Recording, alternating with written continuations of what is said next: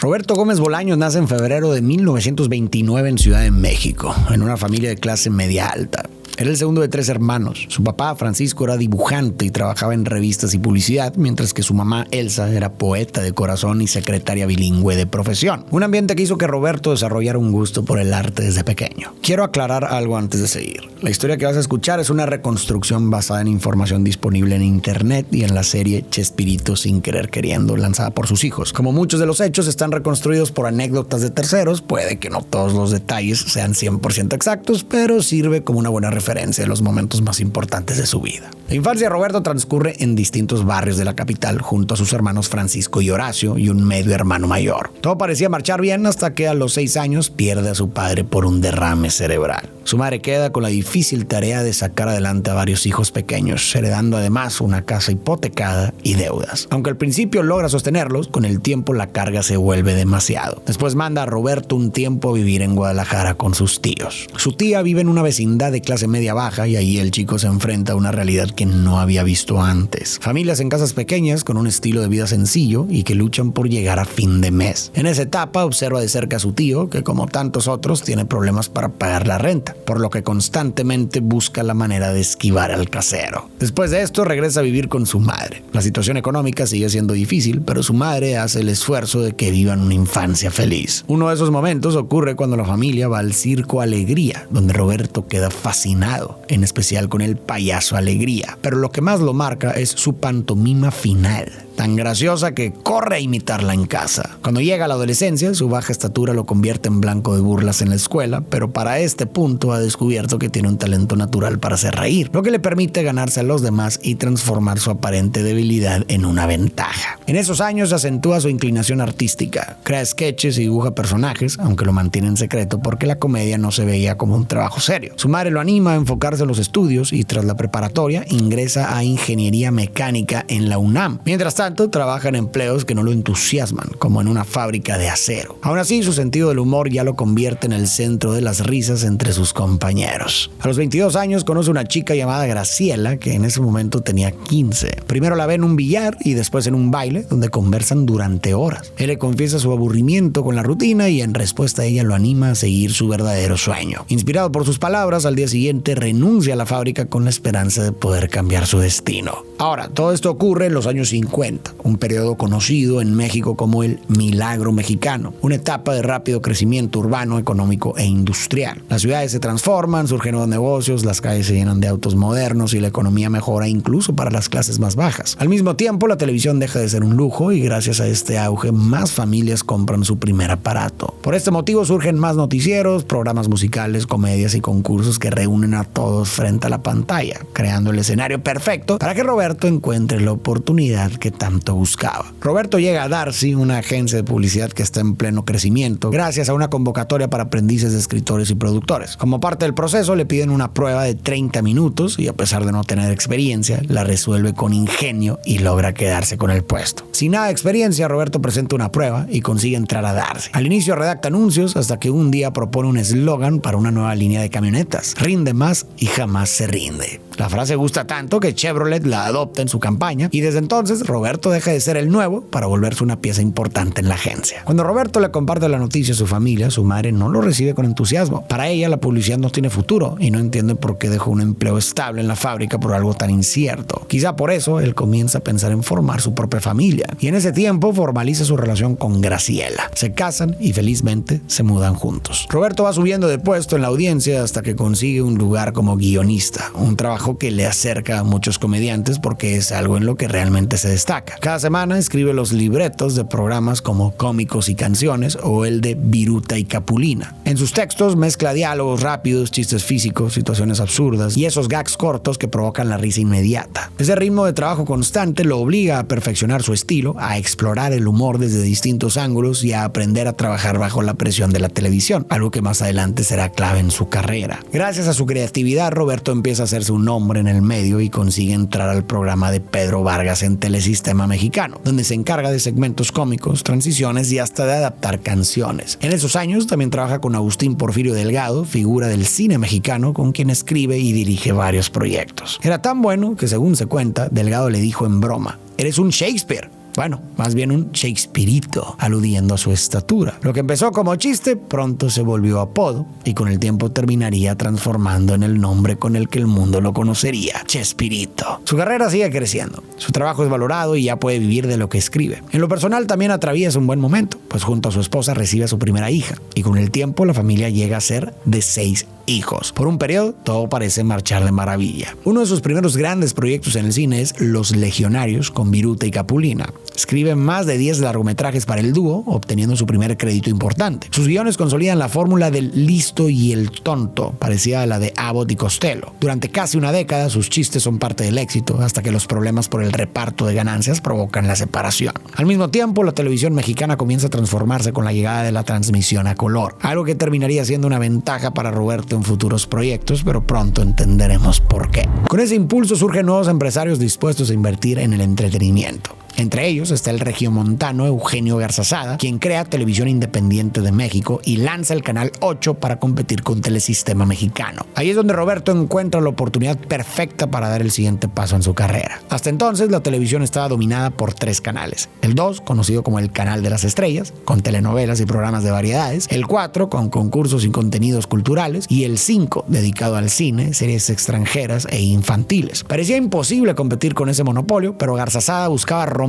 con lo establecido y ofrecer algo distinto al público. Aquí es donde aparece Roberto, quien llega al Canal 8 gracias a la llamada de Sergio Peña, un productor muy reconocido que ya conocía su trabajo, así que incita a Roberto a sumarse al nuevo proyecto. Un proyecto del que queda enamorado, pues en las instalaciones hay dinamismo, cámaras, actores leyendo guiones y directores dando órdenes. En ese nuevo lugar, Roberto trabaja escribiendo situaciones cómicas y creando personajes para programas como Sábados de la Fortuna. De hecho, lo hace tan bien que pronto le ofrecen tener su propio segmento, lo que lo anima a ponerse frente a cámara para interpretar sus propias ideas. El primer segmento que crea se llama Los Supergenios de la Mesa Cuadrada, una parodia de las mesas redondas. Desde el inicio participan 3 supergenios que responden preguntas supuestamente enviadas por el público, aunque tanto las preguntas como las respuestas son escritas por Roberto. Los personajes son Rubén Aguirre, ya conocido como el profesor Girafales, Ramón Valdés como el ingeniebrio, un bebedor, y el propio Roberto como el doctor Chapatín, armado con peluca, bigotes y su famosa bolsita de papel. También aparece María Antonieta de las Nieves como la mocha pechocha, la secretaria que lee las cartas. La sección se convierte en un éxito y le da a Roberto una oportunidad difícil de conseguir: tener su propio programa, el show de Chespirito. Durante 30 minutos se transmite una vez por semana y mantiene el mismo sketch durante casi 3 años, hasta que los directivos lo empiezan a limitar demasiado y Roberto decide ponerle fin. Después de cerrar este sketch, Roberto idea un nuevo programa con un protagonista que el país entero terminará conociendo. Lo imagina como un superhéroe, pero en lugar de ser fuerte y perfecto, Roberto piensa en un héroe torpe, inseguro y al mismo tiempo tremendamente gracioso, al que tiene la idea de ponerle Chapulín.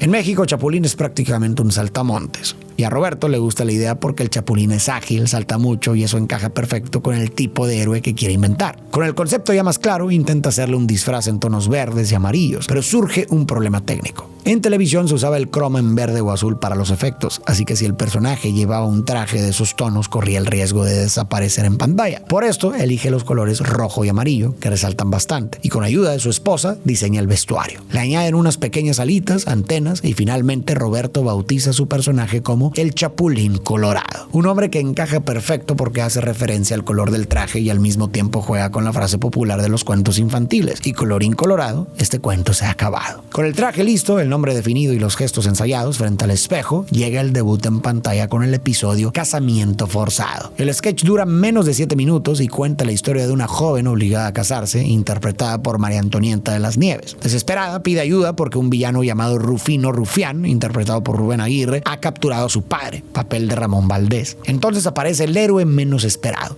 el Chapulín Colorado. La pelea entre el bueno y el malo se vuelve cómica porque el héroe, en vez de resolver, complica todo. La trama es sencilla, pero para la época fue un acierto. No había nada parecido. Y como con otras creaciones de Roberto, el público lo recibe con los brazos abiertos. El segmento se vuelve un éxito y a medida que hacen más episodios surgen frases que la gente adopta al instante y que con el tiempo se vuelven icónicas, como "no contaban con mi astucia" o "síganme los buenos". En el programa de Roberto también aparecen otros segmentos de comedia como Los Chifladitos, donde él y Rubén Aguirre interpretan a 2 loquitos. No alcanza la fama del Chapulín, pero funciona como buen complemento del show. El problema es que Rubén debe ausentarse, lo que obliga a Roberto a improvisar para conseguir una nueva idea, hasta que llega a medio definir a un personaje y se pone manos a la obra. El primer sketch muestra a un niño pobre que tiene un breve altercado con un vendedor de globos en un parque, interpretados por Roberto y Ramón Valdés. No existen grabaciones porque ocurrió hace muchos años, aunque quedó en la memoria y en los relatos que Roberto compartió en su libro. Lo que parecía una escena aislada terminó siendo la semilla de algo mucho más grande. Poco a poco fue tomando forma un segmento sobre un niño que vive en un barril dentro de una vecindad de clase media baja, o sea,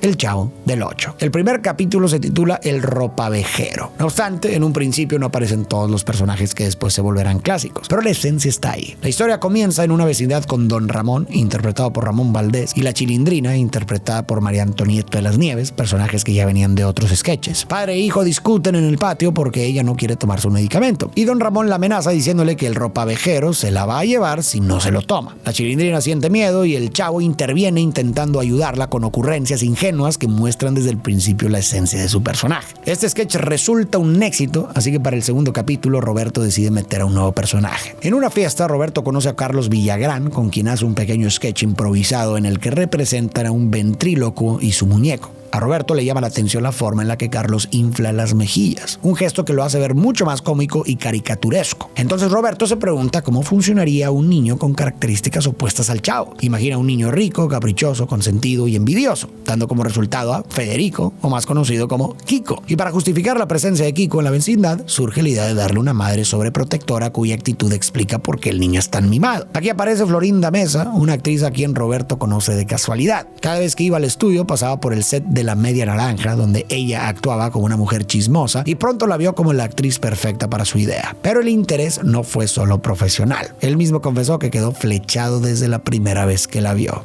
Un detalle que después tendrá mucha importancia. Más tarde se suma Angelines Fernández, actriz con gran trayectoria que incluso había trabajado con Cantinflas. Ella acepta transformarse por completo para encarnar a Doña Clotilde, la solitaria vecina a la que los niños apodan la Bruja del 71. También llegan más personajes. El profesor Girafales, interpretado por Rubén Aguirre, siempre con flores para Doña Florinda, y Edgar Vivar, que con su versatilidad da vida tanto al señor Barriga como a Ñoño. Una parte de la personalidad de los personajes es gracias a los actores, pues con sus sugerencias y formas de actuar van construyendo personajes más únicos. María Antonieta de las Nieves le pone las dos colitas, el suéter al revés y el diente pintado a la Chilindrina. Y por su parte, Carlos Villagrán infla las mejillas cada vez que interpreta a Kiko y le pone un traje de marinero. Ahora, aunque cada actor pone de su creatividad para mejorar al personaje, todos los que entran firman un documento donde reconocen que los personajes no son suyos, sino que simplemente los interpretan. Recuerda bien esto porque será parte de uno de los más grandes problemas que tendrá la historia de este programa. Hey, ¿qué tal? Voy a hacer una pequeña pausa para hacerte una petición. Puede que tú veas estos videos todos los días y no estés suscrito, lo cual no tiene nada de malo, pero me ayudarías muchísimo si lo hicieras con el botón rojo que está ahí abajo. Esto me permite poder seguir trayendo más videos y más seguido. Muchas gracias por el apoyo y ahora sí, continuamos. Con todos ellos, la vecindad empieza a sentirse como un universo completo, donde cada personaje aporta algo diferente. Al comienzo, los actores mantienen una relación de amistad y respeto, pero algunos la llevan un poco más allá, como Florinda Mesa y Carlos Villagrán, quienes comienzan un noviazgo que dura poco tiempo. Y a ver, si hoy vemos los capítulos del Chavo del Ocho de aquella época, podríamos pensar que no es lo más complejo ni extraordinario del mundo. Son pocas locaciones, con personajes muy definidos, viviendo historias simples y con un humor blanco y sencillo. Pero hay que recordar, especialmente los más jóvenes, que era de los primeros programas de ese estilo en México. En los años 50 y 60, la comedia solía aparecer dentro de programas de variedades musicales o de concursos. Había pequeños números cómicos en espacios como Cómicos y Canciones, donde se mezclaba música con breves segmentos humorísticos. Pero Chespirito fue de los primeros en crear universos narrativos completos con personajes recurrentes. Antes la comedia era más episódica y sin continuidad. Con el Chavo del Ocho y el Chapulín, la gente empezó a seguir la vida de los personajes semana tras semana, lo que los hizo distintos y mucho más cercanos a las familias. Ser de los primeros en tener esa clase de ideas no es nada sencillo, y aunque hoy pueden parecernos simples, en su momento fueron innovadoras, y eso es digno de reconocerse. Aunque el Chavo del Ocho y el Chapulín Colorado se convierten rápidamente en los favoritos del público, Roberto no deja de escribir otros sketches. Los actores que se van sumando al proyecto, ya sea en la universidad o en las aventuras del Chapulín, también participan en todo tipo de ocurrencias, desde parodias hasta situaciones completamente distintas. La audiencia crece semana tras semana. Niños y adultos esperan con ansias el show de Chespirito, que en ese momento llega a reunir cerca de 350 millones de espectadores cada semana, superando cualquier cosa que pudiera transmitir adquirir Telesistema Mexicano, la empresa que hasta entonces dominaba la televisión. El éxito es tan grande que las dos cadenas rivales empiezan a pelearse por tener su programa en pantalla. Y la disputa, en pocas palabras, termina con una fusión. Telesistema Mexicano se une a Televisión Independiente de México, dueña de Canal 8, solo para asegurarse de mantener en casa el fenómeno de Chespirito. De esa unión nace oficialmente una nueva empresa llamada Televisión Vía Satélite, mejor conocida como Televisa. Gracias a este éxito, el programa gana más recursos e incorpora a nuevos actores, como su hermano Horacio en el papel de Godínez. Todos empiezan a recibir más dinero y reconocimiento, y Roberto expande su creatividad al punto de lanzar un álbum musical con canciones inspiradas en sus personajes y en frases que la gente ya repetía en la calle. El fenómeno crece tanto que los episodios se doblan a más de 50 idiomas y llegan incluso a países de Europa y Asia, algo impensado para un sketch que nació de forma tan sencilla. El show parece no tener límites. Donde quiera que van los actores ya son reconocidos y frente al público proyectan la imagen de un grupo muy unido, algo que también transmiten en sus entrevistas. Sin embargo, fuera de cámaras la situación es muy distinta. Aunque en pantalla parece una bonita vecindad, las relaciones detrás del set empiezan a tornarse más complejas. En este punto, Roberto pasa cada vez más tiempo fuera de casa. Debe escribir libretos, preparar canciones, crear rutinas nuevas y responder a una demanda que no para de crecer. El trabajo empieza a ocuparlo todo. Deja de estar en las cenas, se pierde momentos con sus hijos y la relación con su esposa se enfría. Lo mismo ocurre en lo profesional. Empieza a ausentarse, toma decisiones por su cuenta y comparte menos con su equipo, lo que genera inconformidad entre los actores. Así surgen las primeras tensiones, sobre todo cuando entran en juego los derechos de autor de los personajes. El caso más evidente es el de Kiko, que llega a ser tan popular que muchos lo sienten incluso más importante que el propio Chavo. Con tanta fama encima, Carlos Villagrán empieza a sentir que su aporte es fundamental, ya que asegura poner mucho de su propia creatividad en los gestos, la forma de hablar y las ocurrencias del personaje. Por todo eso, considera que debería reconocérsele como el autor del personaje y recibir los derechos completos. Del otro lado, Roberto sostiene que Kiko es una creación suya, que lo pensó y escribió desde cero, y que más allá del talento del actor para interpretarlo, la idea original le pertenece. Con todo esto empieza a aparecer una pregunta que inquieta a varios del elenco.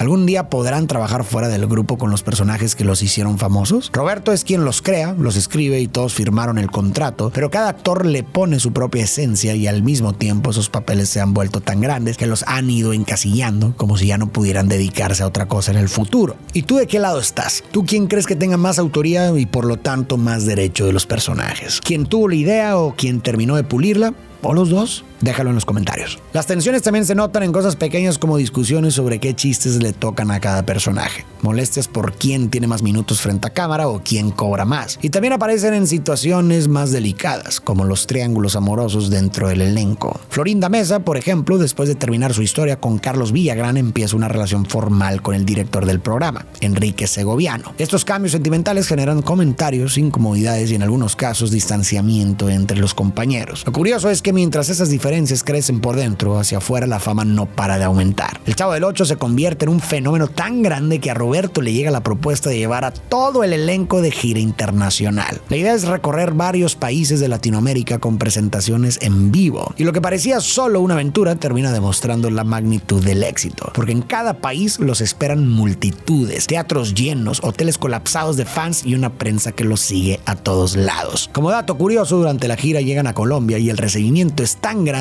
que los distinguen con la nacionalidad honorífica, un gesto que muestra cuánto los había adoptado el público. En Chile, Perú y Argentina la situación no es muy distinta. Los teatros se llenan función tras función con familias enteras que hacen filas larguísimas solo para ver en vivo a esos personajes que ya sienten como parte de su propia casa. La gira es un éxito en cuanto a público, pero en el tema de la relación entre el grupo, las cosas se tornan muy diferentes. Durante estos viajes, Roberto empieza a verse en secreto a solas, ya saben a qué me refiero, con Florinda, lo que genera una situación delicada. Años más tarde, él mismo lo cuenta en un libro donde reconoce que para este momento su matrimonio con Graciela ya está bastante deteriorado. Desde su perspectiva, ella había estado mostrando cierta falta de apoyo o interés hacia su carrera. Y no solo con Florinda, sino que ya llevaba tiempo teniendo aventuras con otras mujeres. El problema es que después de verse en secreto con Roberto, mientras ambos están en pareja, Florinda finalmente se compromete con el director del programa. Con tantas historias cruzadas y resentimientos acumulados, las emociones dentro del grupo empiezan a convertirse en una olla a presión que, más temprano que tarde, terminará por estallar. estallar. Después de la gira, el elenco regresa a México para continuar con las grabaciones. En ese momento, Carlos Villagrán se acerca a Roberto con la idea de usar a Kiko en un segmento independiente dentro del mismo canal, pero en otro programa. Es decir, el personaje completo con los cachetes inflados, el traje de marinero y hasta el mismo nombre. Roberto acepta y además le comparte un consejo.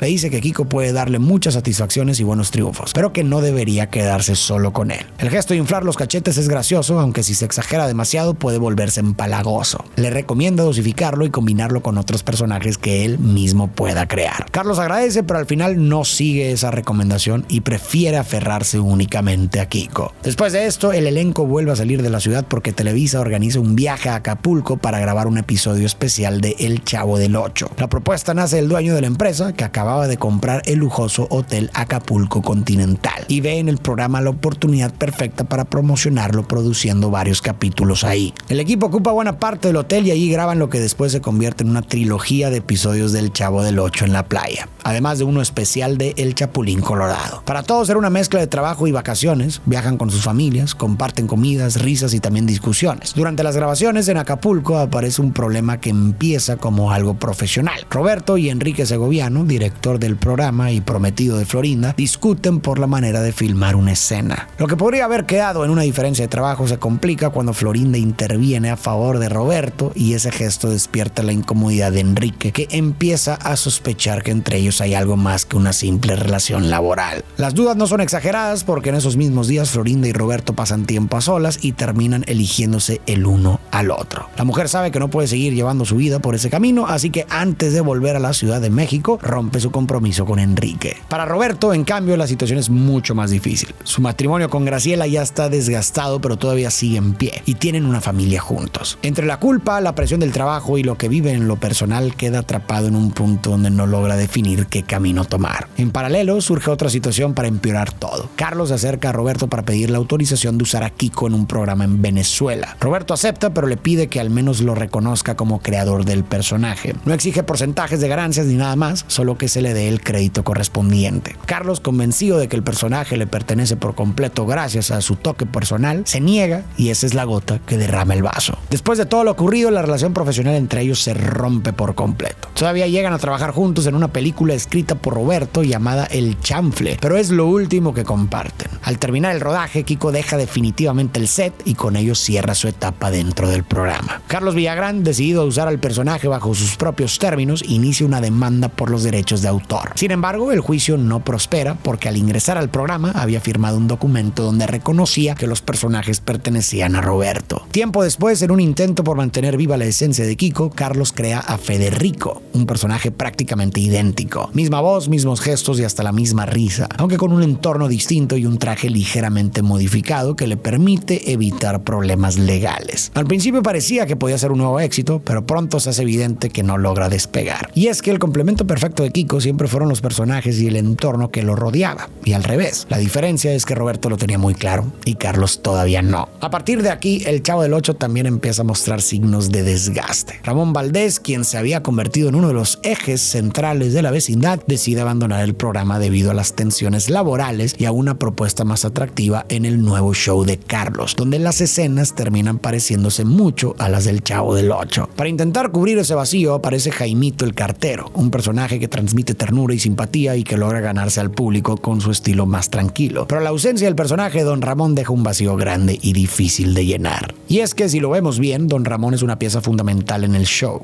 Tras su salida, Doña Florinda ya no tiene a quien regañar, el señor Barriga no tiene a quien cobrarle la renta, la Chilindrina queda sola y el Chavo se queda sin alguien a quien molestar con sus travesuras. Por esta época, Roberto también enfrenta cambios en su vida personal. Se separa definitivamente de su esposa Graciela cuando ella descubre la relación que mantiene con Florinda. Todas estas situaciones que se acumulan a su alrededor, sumadas al paso del tiempo, hacen que la calidad del programa empiece a decaer. Las ausencias en el elenco y la repetición del mismo concepto una y otra vez provocan que lo que alguna vez fue fresco y natural ahora se sienta forzado y repetido. repetitivo. Para este momento ya superan los 250 episodios y tras varios intentos por mantenerlo en pie, finalmente Roberto Gómez Bolaños toma la decisión de ponerle fin al Chavo del Ocho después de trabajar en el proyecto por aproximadamente 9 años. Pasa un año en el que sigue escribiendo y actuando al Chapulín Colorado, pero para ese momento la edad comienza a pasarle factura. Las caídas y los movimientos rápidos que antes hacía con naturalidad ahora le cuestan más y poco a poco entiende que ya no puede sostener al personaje con la misma energía. Decide entonces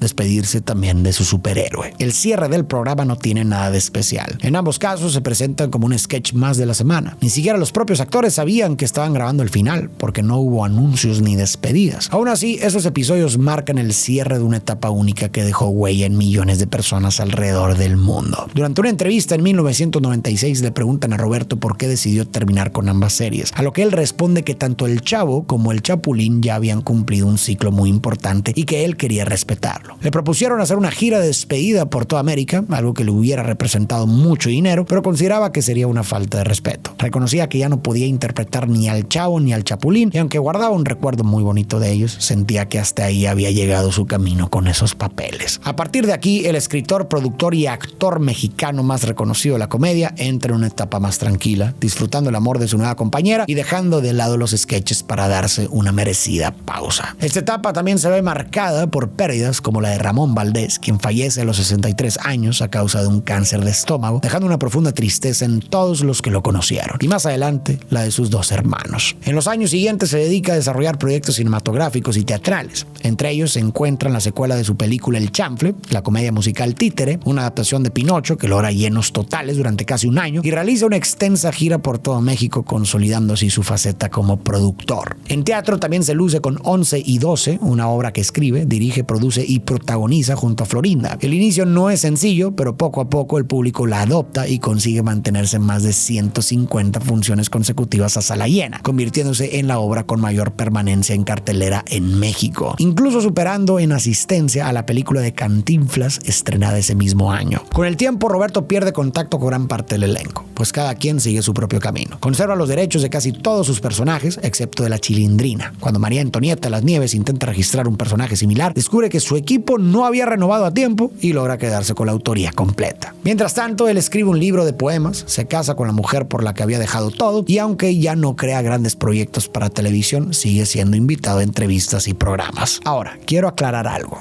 Que Chespirito haya estado con Florinda mientras aún estaba casado y con hijos y que después finalmente dejara a su familia por ella ha generado mucha controversia, sobre todo tras la serie Sin Querer Queriendo. No sabemos con certeza cuáles fueron los pormenores de esa historia, pero es claro que sus decisiones personales tuvieron un costo y que quizá existían formas menos dañinas de manejar la situación. Y todo esto ha llevado a muchas personas a debatirse: ¿los errores en la vida privada de un artista manchan su obra? Algunos piensan que sí, porque el arte y la persona no pueden separarse del todo. Otros creen que su legado creativo debe valorarse por lo que significó para millones de personas más allá de sus fallas como ser humano. Al final, quizás la respuesta depende de cómo cada quien conciba la relación entre vida y arte. ¿Tú qué piensas? Te leo en los comentarios. En el año 2000 llega un homenaje inesperado y profundamente emotivo. Sobre el escenario desfilan sus personajes más queridos: el Chavo, el Chapulín, los Caquitos y el Dr. Chapatín. Y compañeros como María Antonieta y Edgar Vivar recuerdan con cariño a Ramón Valdés y Angelinas Fernández. La noche está llena de nostalgia y afecto, pero nada supera el momento final. Un abrazo entre Carlos Villagrán y Roberto que conmueve a todos los presentes. Después de años complicados y de una etapa llena de conflictos, Roberto logra recuperar la calma junto a su familia y seres queridos. Uno de sus hijos sigue sus pasos como productor y gracias a eso se lanza El Chavo animado, basado en los antiguos guiones, lo que revive la magia de su obra y la acerca a nuevas generaciones en todo el mundo. Para entonces, el paso del tiempo ya es evidente. Aparece cada vez menos en público y cuando lo hace es en silla de ruedas. Decide mudarse a Cancún en busca de tranquilidad, rodeado de su esposa y amigos cercanos, disfrutando los momentos sencillos que antes no podía darse, mientras mantiene un contacto mucho más limitado con el entretenimiento. En diciembre del 2014 se anuncia a través de los medios de comunicación el fallecimiento de Roberto con 85 años. Su partida duele en México y también en toda Latinoamérica, tocando a millones de personas en el mundo que crecieron con las ocurrencias de sus creaciones. Durante días, la tristeza invade los hogares y se hacen homenajes en muchos lugares. Como una ceremonia privada en el estudio de Televisa, seguida al día siguiente por un emotivo homenaje en el Estadio Azteca, donde unas 40,000 personas se reúnen para despedirlo. Grandes y niños acuden disfrazados de sus personajes más icónicos, recordando con amor y alegría al creador que dejó una huella eterna en sus vidas. Antes de partir y después de que se terminara la producción del programa, Roberto decidió escribir un diario sobre el Chavo, donde se nos da más contexto sobre su vida y situaciones durante la serie. Ahí nos damos cuenta de que el Chavo creció sin un padre y un mal día fue abandonado por su madre. También nos dice que cuando el Roberto del diario vio al Chavo del Ocho sintió ternura. En el libro, Roberto nos cuenta que el diario del Chavo cerraba con una reflexión que Jaimito el cartero le hizo una vez al Chavo y que quedó grabada en un capítulo de la serie, en donde Chavo y el profesor Girafales hablan sobre la felicidad y la memoria. Y palabras más, palabras menos, dice algo como esto: ahorrar es bueno, pero solo cuando guardas cosas buenas. La basura es mejor tirarla, igual que los recuerdos feos, porque si los guardas, vuelves a sufrir. En cambio, si guardas los momentos bonitos, cada vez que los recuerdas, vuelves a sentirte contento. Al final, la felicidad es eso: guardar en la memoria las cosas buenas, como si fueran un ahorro para cuando más los necesites. En una entrevista le preguntaron a Roberto por qué decidió que la infancia del Chavo fuera una tan dura, a lo que Roberto respondió que él quería plantear eso para dar un mensaje de optimismo. Dice que el Chavo, aún careciendo casi de todo, es optimista, disfruta, salta, se emociona y tiene el maravilloso don que es la vida. Y para cerrar, quiero retomar la entrevista sobre el fin de sus personajes. Aunque pudo alargarlo con giras y más dinero, prefirió no hacerlo.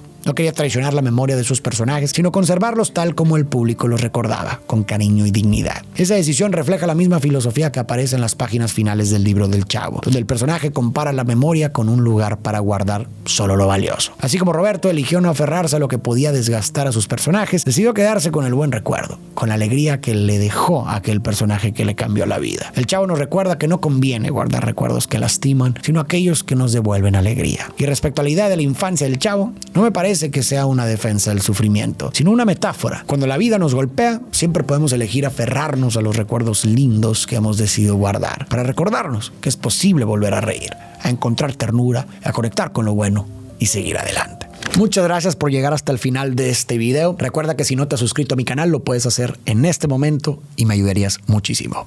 Y tú y yo nos vemos en el próximo video.